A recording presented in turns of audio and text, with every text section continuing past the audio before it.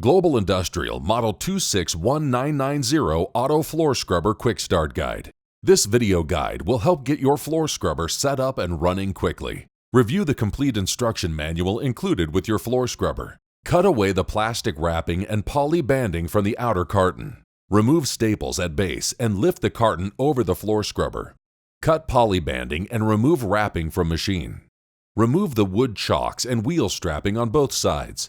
Lower the built-in pallet ramp and check for clearance prior to machine roll-off. Step on the rear pedal to raise the front pad driver and lift rear handle to raise squeegee assembly. Carefully roll the floor scrubber off the shipping pallet and down the ramp. Loosen both black knobs on the squeegee assembly and place at the rear of the machine.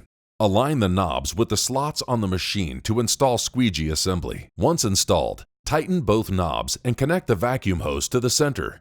Remove the power cord, instruction manual, and keys from the collection tank. Connect the GFCI power cord to the scrubber and a wall outlet. Test the GFCI breaker by first pressing the reset button, the test button, and then the reset button once again. Remove the cap and fill the water tank with clean water and the proper cleaning solution. Check the water level gauge to avoid overfilling. Turn the yellow water valve to the horizontal open position to allow water flow.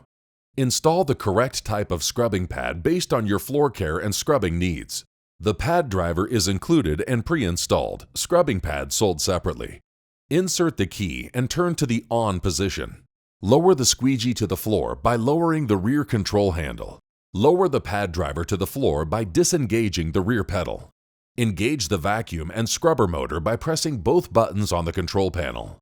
Your auto floor scrubber is now prepared and ready for operation.